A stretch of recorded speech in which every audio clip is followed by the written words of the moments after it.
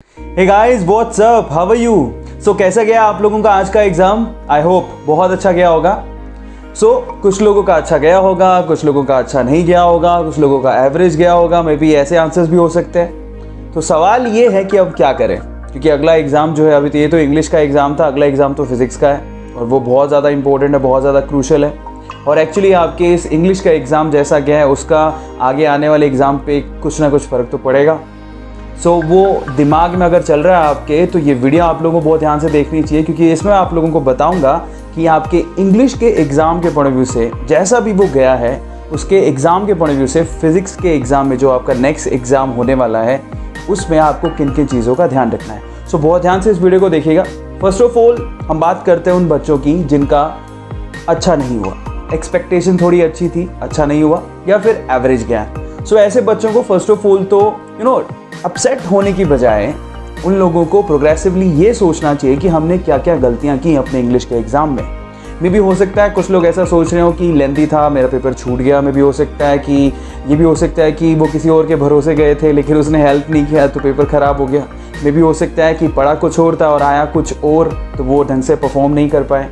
ये सारी चीज़ें हो सकती हैं। बजाय अपसेट होने के उन चीज़ों से सीखिए आप, और एक्चुअली वो गलतियाँ हमारी वापस हमारे फिजिक्स के एग्ज़ाम में नहीं होनी चाहिए। अपसेट मत हो, इंग्लिश में आप पास हो जाओगे। अगर आप ढंग से लिख के आए हो पास हो जाओगे, और इंग्लिश इतना मैटर नहीं करेगा जितनी आपकी पीसीएम पीसीबी करेंगे, तो उन पे आप लोगों को स्पेशली फोकस करना है। तो मैं स्पेशली उन बच्चों को बोलता हूँ जो यहाँ अपसेट होकर अगर बैठ गए और उन्होंने फिजिक्स में अच्छा परफॉर्म नहीं किया, जो कि 2 दिन बाद ही आपका एग्ज़ाम है, तो दिक्कत हो जाएगी।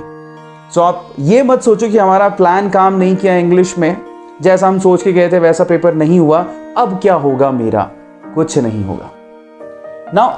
अब जो 2 दिन है आपके पास, उसका एक्चुअल में जो आपके इंग्लिश के पेपर का इंपैक्ट है वो आपके फिजिक्स के पेपर पे बिल्कुल पड़ना नहीं चाहिए। आपने जो गलतियां वहां की हैं उन गलतियों को वापस नहीं दोहराना है।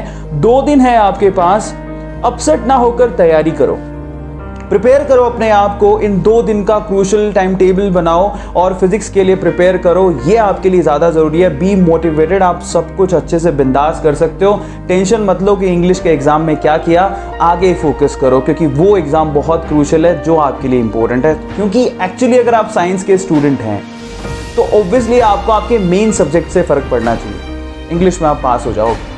इनफैक्ट आपके पीसीएम पीसीबी के मार्क्स एक्चुअली बहुत आगे तक काउंट होते हैं, वो पूछे भी जाते हैं। Focus on that. अपसेट नहीं होना, बी फ्रेश, ठीक है। एक नई शुरुआत करो और फिजिक्स के एग्जाम की प्रिपरेशन पे ध्यान लगाओ, वो बहुत ज़्यादा इंपॉर्टेंट है। उसके लिए अब आप क्या करो, उसके लिए आप स्पेशली अपने इन 2 दिनों का प्लान बनाओ, डिसिप्लिन तरीके से तैयारी करो। सबसे पहले आपके जो स्ट्रॉन्ग पॉइंट्स हैं, मैं क्या करता था मैं वो बता रहा हूं आपको। जो आपके स्ट्रॉन्ग पॉइंट्स हैं उनको एक ही दिन में निपटा लो, क्योंकि उससे आपका मोराल बूस्ट होगा। आपको एटलीस्ट ऐसा तो लगेगा कि जो स्ट्रॉन्ग पॉइंट है, मतलब ये सारे जो चैप्टर मुझे बहुत अच्छे तरीके से आते थे वो मैंने रिवाइज कर लिए हैं और वो मेरे प्रिपेयर्ड हैं। अब उनमें से अगर कोई क्वेश्चन आता है तो मेरा गलत नहीं होगा, वो आपके लिए बहुत ज़्यादा ज़रूरी है। उसके बाद जब आपके ये चैप्टर प्रिपेयर हो जाएं जिनमें आपकी स्ट्रॉन्गनेस है, जो आपके स्ट्रॉन्ग पॉइंट हैं, उसके बाद आप क्या करिए, जो आपके वीक पॉइंट्स हैं उनमें ज़्यादा नया नहीं पढ़ना है। उनमें वो चीज़ें पढ़ो एक्चुअली जो कि आपकी की हुई हैं, बस आपको एक बार रिवाइज करना है। अच्छे से रिवाइज कर लोगे अगर, तो उनमें से क्वेश्चन अटेम्प्ट हो जाएगा। अगर आपके टीचर की भी आपको हेल्प चाहिए तो आप प्लीज़ उनके पास जाइए, उनसे थोड़ा सा काउंसलिंग लीजिए या सब्जेक्ट के ऊपर थोड़ा सा फोकस करिए। अगर आपके पास आपका आपके घर पे आपके ब्रदर है, आपकी सिस्टर है जो आपकी हेल्प कर सकती है, तो वहाँ पे भी आप हेल्प ले सकते हो। लेकिन मैं आपसे सबसे पहले ये कहूँगा कि आप अपने स्ट्रॉन्ग जो चैप्टर्स हैं उनको पहले प्रिपेयर कर लो, जिससे आपका मोराल बूस्ट होगा। ताकि ये तो लगेगा ना कि 15 अगर चैप्टर्स हैं फिजिक्स में जो मुझे करने थे, जिसमें से 10 चैप्टर मुझे अच्छे से आते थे, वो मैंने कर लिए हैं, अब मैं रिस्क उठा सकता हूँ। गलती ये मत कर बैठना कि आप लोग उन चैप्टर्स को ध्यान लगाने लगो जो आपके प्रिपेयर ही नहीं है। नहीं, उतना टाइम नहीं है, इसमें समय बहुत कम है, ये ध्यान रखना। ये काम आप केमिस्ट्री में कर सकते हो लेकिन अभी फिजिक्स में नहीं कर सकते हो। स्ट्रेट फॉरवर्ड स्मार्ट वर्क करने की ज़रूरत है, ठीक है। पिछली चीज़ें भूल जाओ, आगे पे फोकस करो, वो ज़्यादा इंपॉर्टेंट है और ज़िंदगी में भी ये चीज़ काम आएगी। Move on. पीछे की चीज़ सोचोगे तो इतना वक्त कहाँ है, आप खुद ही सोचो।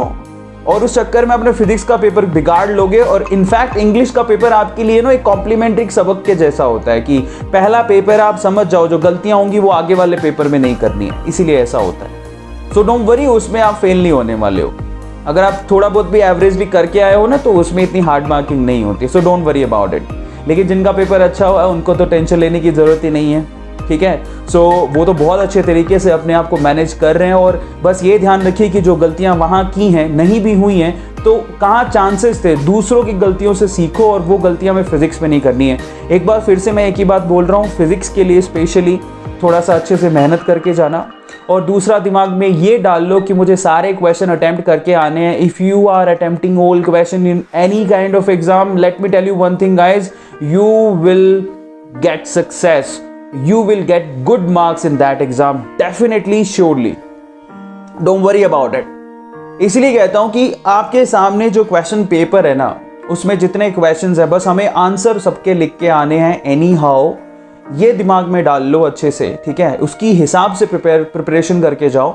वक्त क्वेश्चन में उतना ही दो जितना रिक्वायर्ड है, ये चीज़ मैं आपको बार बार बोल रहा हूँ।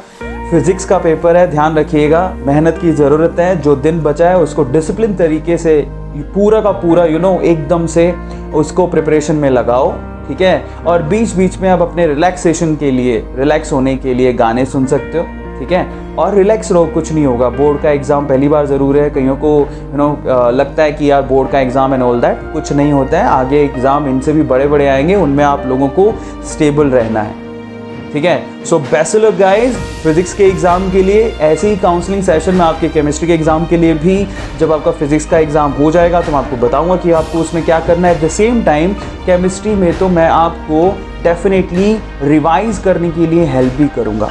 और पर आप ये ध्यान रखना कि केमिस्ट्री के एग्जाम में थोड़ा वक्त ज़्यादा है तो पेपर हार्ड आ सकता है या फिर लेंदी आ सकता है, तो उसके अकॉर्डिंग आप प्रिपेयर करके जाना, ठीक है। सो अभी तो खैर आप फिजिक्स पे फोकस करो। बेस्ट ऑफ लक, बहुत अच्छा होगा paper, believe in your self. मिलता है अगली वीडियो में। Thank you so much, thanks a lot.